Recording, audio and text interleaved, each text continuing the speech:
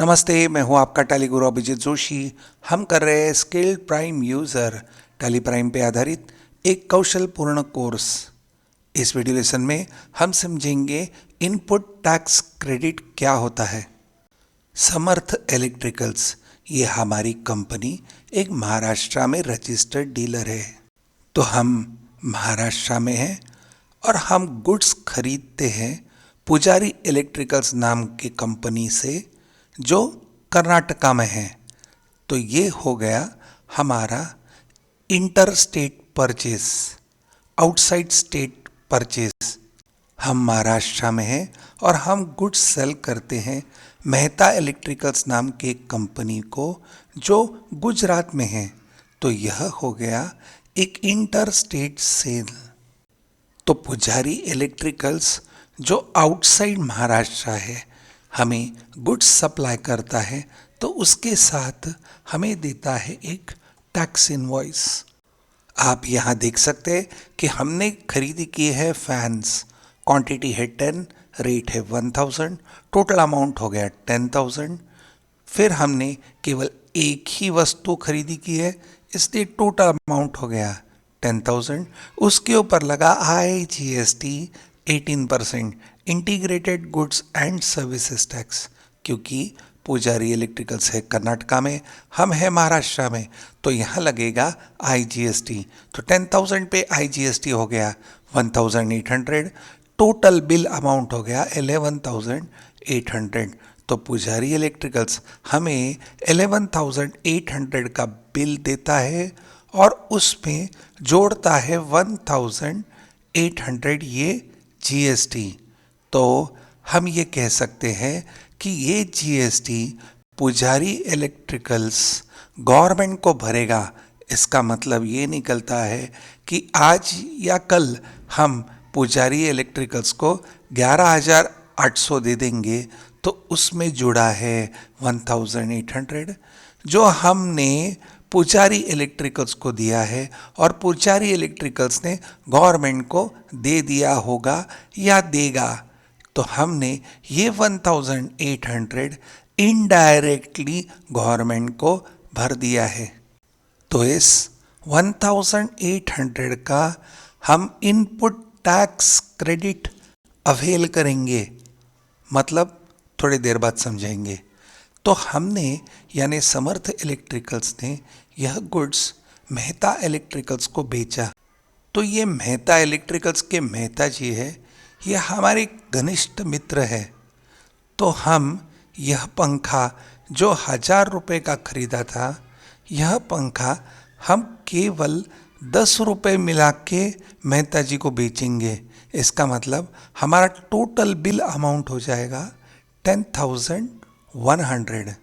तो हम बिल देंगे मेहता इलेक्ट्रिकल्स को 10,100 का। फिर टोटल अमाउंट हो जाएगी 10,100। उसके ऊपर लगेगा फिर से IGST यानी कि इनपुट टैक्स क्रेडिट जो होगा 18%। फिर टोटल अमाउंट हो जाएगा 1,818 और मेहता जी से हम लेंगे 11,918। तो अब हम देख सकते हैं कि 11,918 में 1,818 ये टैक्स जुड़ा है। तो हमें अब ये टैक्स भरना पड़ेगा। तो हमें गवर्नमेंट को टैक्स भरना पड़ेगा 1,818 पर। हम 1,800 गवर्नमेंट को टैक्स पहले ही भर चुके हैं, तो हम ये 1,800 गवर्नमेंट को नहीं भरेंगे। तो कितना भरेंगे? तो नीचे दिया है फॉर्मूला। GST पेएबल क्या होगा? GST collected from customer minus GST paid to supplier. GST collected from customer है 1,818, GST पेड टू सप्लायर है 1,800। अगर हम इन दोनों को माइनस करते हैं तो आंसर आता है 18। हमने हमारे कस्टमर को GST लगाया 1,818 जो हमें गवर्नमेंट को भरना है, पर हम 1800 पहले ही गवर्नमेंट को भर चुके हैं। तो 1818 माइनस 1800 यानी कि 18 रुपीज़ हम गवर्नमेंट को भरेंगे। तो ये 1800 माइनस करने की प्रक्रिया को हम कहते हैं availing of input tax credit, यानी कि ITC। आप ये सोच में पड़ गए होंगे कि हमने गुड्स परचेज किए 11,800 को और बेचे हमने 10,100 को, तो क्या हमें लॉस हुआ है? ऐसा तो लगता है लॉस हुआ है। गलत, लॉस नहीं हुआ है। हमने गुड्स बेचे हैं 11,918 को। तो अगर हम हिसाब लगाएं तो हमारी सेल हो गई 11,918 और हमारी परचेज है 11,800। तो इन दोनों को माइनस करेंगे तो आंसर आता है 118 रुपीज़। तो हमारे कारण गुड्स की कीमत में 118 रुपये की वैल्यू एडिशन हुई है और हमने टैक्स भरा 18 रुपीज़। तो अब तक हमारा प्रॉफिट था 118, हम 18 रुपया टैक्स भरेंगे।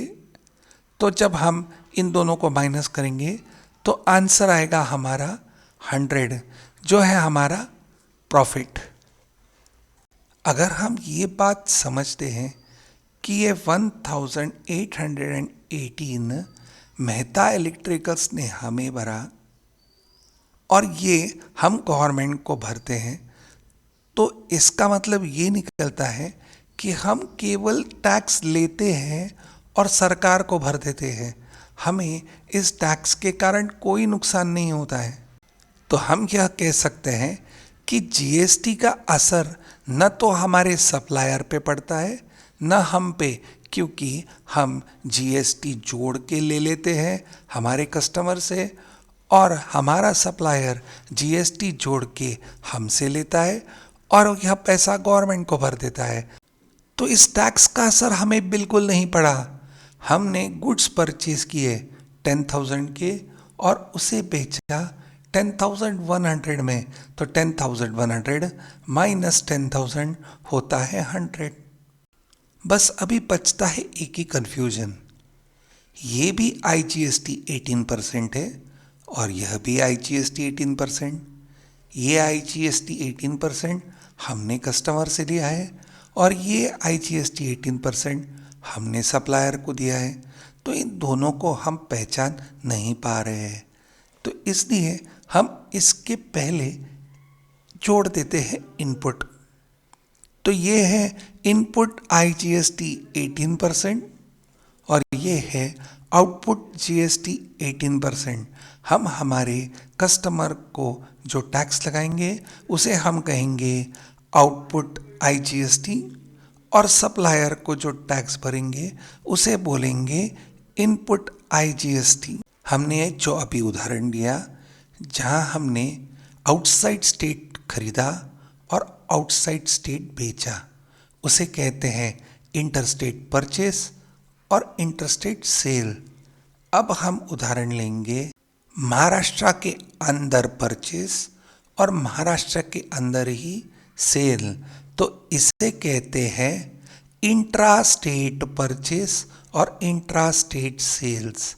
हमारा सप्लायर है सरस्वती इलेक्ट्रिकल्स जो महाराष्ट्र में, हम भी महाराष्ट्र में, और अनुजा इलेक्ट्रिकल्स ये भी है महाराष्ट्र में।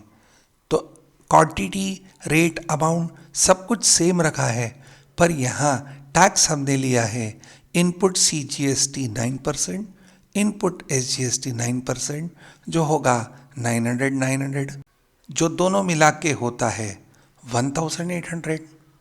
फिर हमने गुड्स सेल किए अनुजा इलेक्ट्रिकल्स को, वहाँ GST लगाया 909 जो था आउटपुट CGST 9%, आउटपुट SGST 9%, 909 की टोटल करोगे तो हो जाएगा 1818।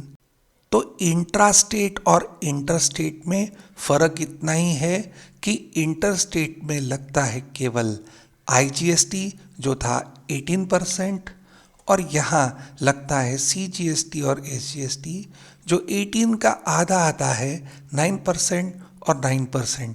यहाँ भी सेम केस ही है।